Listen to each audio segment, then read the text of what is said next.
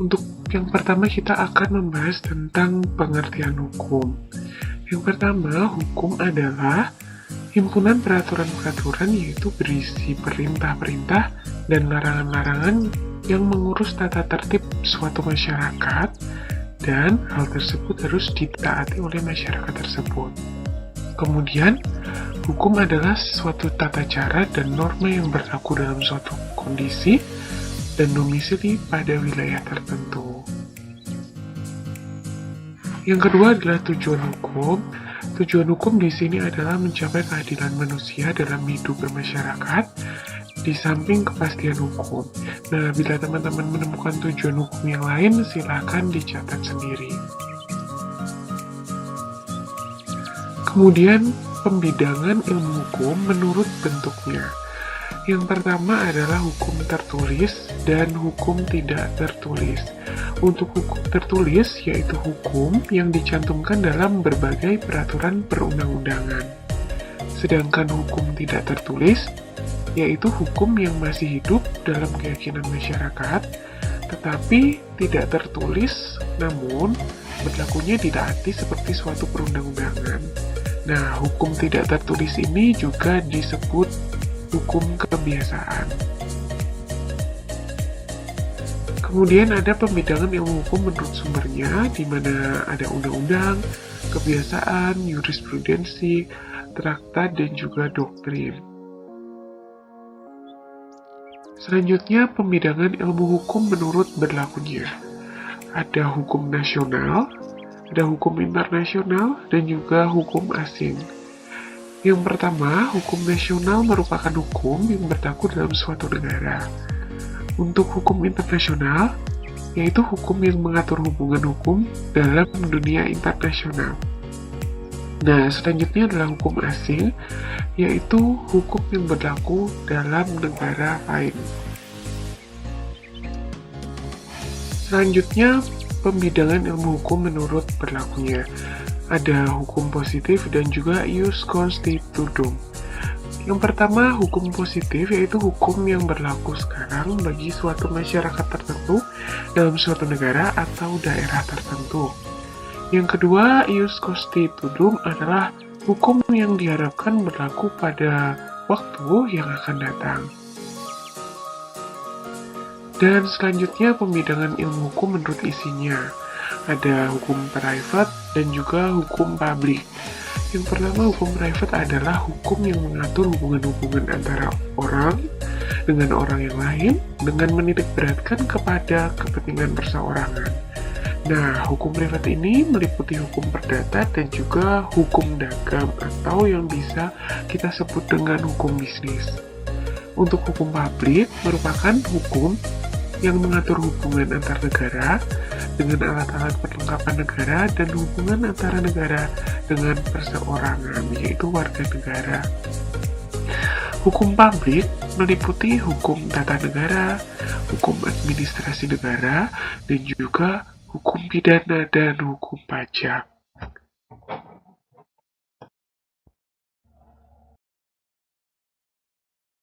Yang pertama, hukum bisnis. Nah, hukum bisnis di sini adalah keseluruhan dari peraturan-peraturan hukum, baik yang tertulis maupun tidak tertulis, yang mengatur hak dan kewajiban yang timbul dari suatu perjanjian-perjanjian maupun perikatan-perikatan yang terjadi dalam praktek bisnis. Nah, kemudian apa sih fungsinya? Yaitu sebagai sumber informasi yang berguna bagi praktisi bisnis untuk memahami hak dan kewajibannya dalam praktek bisnis, agar terwujud watak dan perilaku aktivitas di bidang bisnis yang berkeadilan, wajar, dan dinamis. Nah, ini contohnya bila seseorang membeli suatu saham ataupun wesel di sebuah perusahaan, maka dari itu ada yang namanya perjanjian. Nah, itu salah satu bentuk dari hukum bisnisnya. Kemudian aspek hukum dalam hukum bisnis, yang pertama ada aspek kontrak dan juga aspek kebebasan. Untuk aspek kontrak, yaitu dia menjadi sumber hukum utama di mana masing-masing pihak tunduk pada perjanjian yang telah disepakati bersama.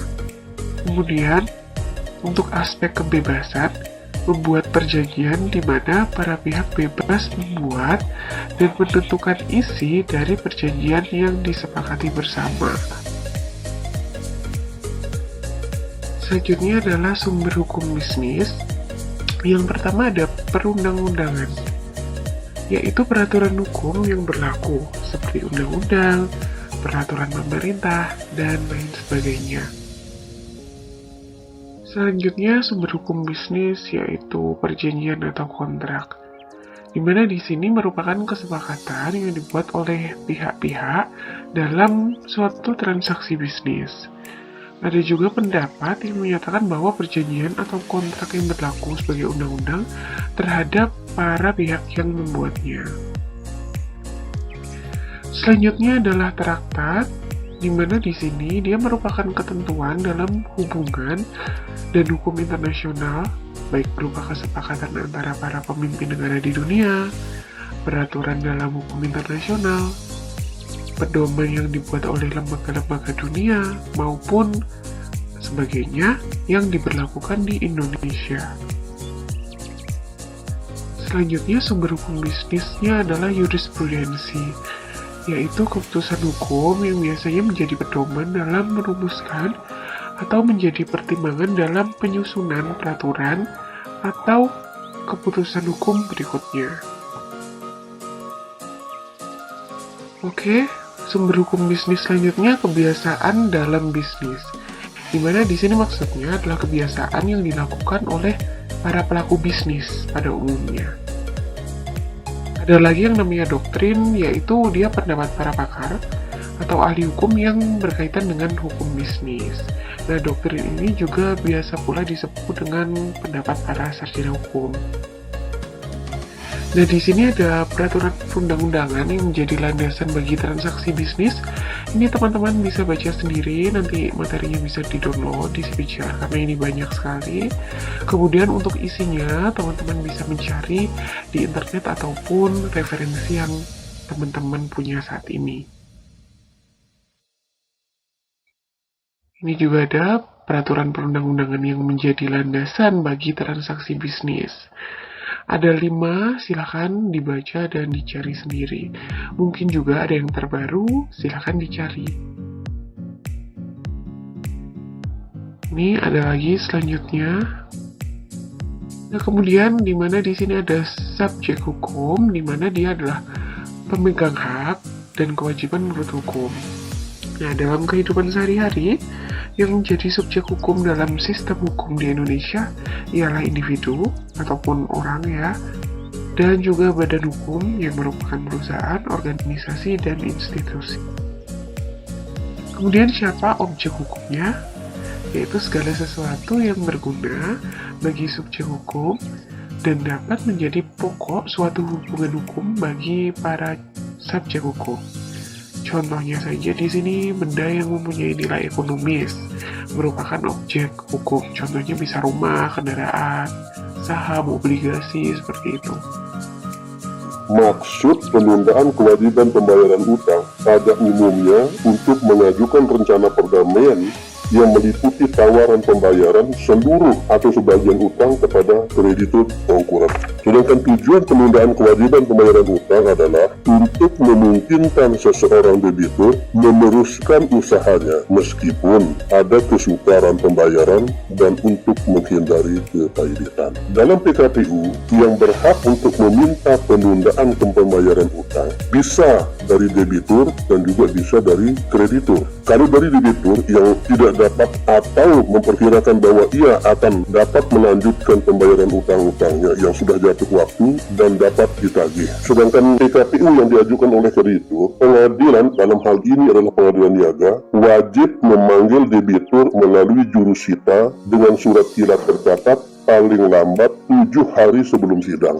Dan pada sidang sebagaimana tersebut di atas, debitur mengajukan daftar yang memuat sifat, jumlah piutang dan utang debitur beserta surat bukti secukupnya dan bila ada rencana perdamaian. Selanjutnya, dalam penjelasan peraturan tentang PKPU, dalam hal debitur adalah perseroan terbatas, maka permohonan penundaan kewajiban pembayaran utang atas prakarsanya sendiri hanya dapat diajukan setelah mendapat persetujuan rapat umum pemegang saham atau RUPS dengan quorum kehadiran dan sahnya keputusan sama dengan yang diperlukan untuk mengajukan permohonan kredit. Berikut ini adalah contoh perkara PKPU, yaitu antara PT Citra Jimbaran Indah Hotel yang sampai pada tingkat upaya hukum terakhir berupa peninjauan kembali oleh Mahkamah Agung tidak diputus paidet, tetapi putusannya masuk dalam klasifikasi penundaan kewajiban pembayaran utang. Mengenai perkara kepalitan ini secara ringkas saja adalah sebagai berikut. Para pihak dalam perkara kepalitan adalah PT Citra Jimbaran Indah Hotel sebagai pemohon peninjauan kembali atau termohon kasasi atau termohon paidet yang dalam hal ini adalah sebagai debitur. Sangyong Engineering and Construction Limited yaitu sebagai kreditur. Duduk perkaranya pada pokoknya adalah 1. Tentang adanya utang yang telah jatuh waktu dan dapat ditagih tetapi tidak dibayar oleh termohon, dalam hal ini adalah PT Citra Jimbaran Indah Hotel, kepada pemohon Sangyong Engineering sejumlah $5.079.863 Amerika Serikat yang terdiri dari utang pokok dan bunga. 2. Utang kepada kreditur lainnya dan seterusnya. Berdasarkan hal tersebut, pemohon mengajukan permohonan paidet atas PT Citra Jimbaran Indah Hotel dan permohonan tersebut ditolak oleh Pengadilan Niaga Jakarta Pusat pada tanggal 26 Juli 1999 dan menghukum pemohon membayar biaya perkara. Dasar pertimbangan penolakan Pengadilan Niaga antara lain adalah karena hubungan hukum yang menjadi dasar permohonan pernyataan paidet adalah bukan suatu hubungan hukum pinjam-meminjam uang, maka permohonan pernyataan paidet dari pemohon harus ditolak. Yang perlu dipertimbangkan adalah kreditur lain selain pemohon. Pihak yang kalah, yaitu Sangyong Engineering, mengajukan kasasi ke Mahkamah Agung Republik Indonesia dengan alasan atau keberatan yang ditulis dalam memori kasasi yang pada pokoknya antara lain, pertama, Pengadilan Niaga telah salah menerapkan hukum tentang hubungan hukum dan utang sebagaimana dimaksud dalam pasal 1 ayat 1 peraturan kepaidetan. Kedua, Pengadilan Niaga telah salah menerapkan hukum tentang bunga. Ketiga, Pengadilan Niaga telah salah menerapkan hukum tentang adanya dua kreditur, di mana dalam perkara ini selain pemohon yang menjadi kreditur dari termohon juga PT Bank Negara Indonesia dan PT Bank Bumi Daya. Berdasarkan keputusan Mahkamah Agung Republik Indonesia tanggal 14 September 1999, maka permohonan paidet dikabulkan dan membatalkan putusan Pengadilan Niaga Jakarta Pusat serta semua biaya perkara kepaidetan pada Pengadilan Niaga dan pada tingkat kasasi dibebankan pada harta kepaidetan. Dengan kata lain, PT Citra Jimbaran Indah Hotel paidet. Oleh karena itu kemudian PT Citra Jimbaran Indah Hotel mengajukan upaya hukum terakhir, yakni peninjauan kembali ke Mahkamah Agung Republik Indonesia. Pada tingkat peninjauan kembali ini, Mahkamah Agung Republik Indonesia mengadili, mengabulkan permohonan peninjauan kembali dari pemohon peninjauan kembali, yakni PT Citra Jimbaran Indah Hotel, dan membatalkan putusan Mahkamah Agung Republik Indonesia tanggal 14 September 1999, serta mengadili kembali menolak permohonan paidet dari pemohon, dalam hal ini adalah Sangyong Engineering, dan menghukum termohon peninjauan kembali untuk membayar semua biaya perkara pada Pengadilan Niaga pada tingkat kasasi dan dalam peninjauan kembali. Yang menarik untuk diperhatikan adalah tentang kaidah hukum dalam penyelesaian perkara kepaidetan, bahwa secara esensial penerapan kepaidetan harus dilakukan atau diselesaikan secara adil, dalam arti memperhatikan kepentingan perusahaan sebagai debitur atau kepentingan kreditur secara seimbang. Tentang hal ini bisa dibaca dalam pendapat Mahkamah Agung dalam putusan peninjauan kembali perkara kepaidetan tersebut dalam dasar pertimbangan sebagai berikut, bahwa Alasan ini dapat dibenarkan karena Majelis Kasasi telah mengabaikan bunyi penjelasan umum dari makna yang terkandung dalam peraturan kepailitan, di mana secara esensial ditentukan bahwa kepailitan penerapannya harus dilakukan atau diselesaikan secara adil, dalam arti memperhatikan kepentingan perusahaan sebagai debitur atau kepentingan kreditur secara seimbang. Potensi dan prospek dari usaha debitur harus pula dipertimbangkan secara baik. Jika debitur masih mempunyai potensi dan prospek sehingga merupakan tunas-tunas yang masih dapat berkembang, seharusnya masih diberi kesempatan untuk hidup dan berkembang. Oleh karena itu, penjatuhan pailit merupakan ultimum remedium. Apa yang dimaksud dengan ultimum remedium? Menurut Kamus Hukum, itu artinya adalah sanksi pamungkas atau sanksi terakhir. Menimbang bahwa inkasu debitur atau termohon pailit memiliki usaha hotel berbintang 5 bernama Hotel Bali Intercontinental Resort, berlokasi di kawasan wisata Pulau Bali. Kawasan tersebut selama ini terjadi krisis ekonomi dan keuangan relatif tidak terpengaruh. Justru sebaliknya, telah menuai keuntungan-keuntungan dari selisih kurs nilai tukar antara rupiah dan dolar Amerika Serikat. Menimbang bahwa potensi dan prospek tersebut telah dimiliki oleh debitur atau termohon pailit, hal ini terbukti dengan adanya keberatan daripada kreditur lainnya, yaitu Bank Negara Indonesia dan Bank Bumi Daya, yang merasa kepentingannya dirugikan jika debitur atau termohon pailit dijatuhkan sanksi berupa pailit. Piutang yang dimiliki oleh PT Bank Bumi Daya dan PT Bank Negara Indonesia adalah kurang lebih 610 miliar rupiah. Piutang pada kreditur lainnya tersebut di atas merupakan suatu jumlah yang jauh lebih besar jika dibandingkan dengan piutang pemohon pailit yang berjumlah 5.979.863 dolar. Dengan adanya upaya keberatan untuk menjatuhkan pailit terhadap debitur yang dilakukan oleh para kreditur Bank Bumi Daya dan Bank Negara Indonesia, bahkan terhadap hutang debitur atau termohon pailit, telah diadakan restrukturisasi, menunjukkan bahwa usaha debitur masih mempunyai potensi dan prospek untuk berkembang dan selanjutnya dapat memenuhi kewajibannya kepada seluruh para kreditur di kemudian hari. Mahasiswa sekalian, itu materi kita pada pertemuan pertama kita ini. Dengan telah selesainya materi tentang PKPU pada pertemuan ini, maka setelah itu pula perkuliahan kita untuk sesi ini. Insya Allah, kita bertemu pada sesi berikutnya. Jika ada yang kurang berkenan dan membuat kalian kurang nyaman, maka saya sampaikan permintaan maaf. Wassalamualaikum warahmatullahi wabarakatuh.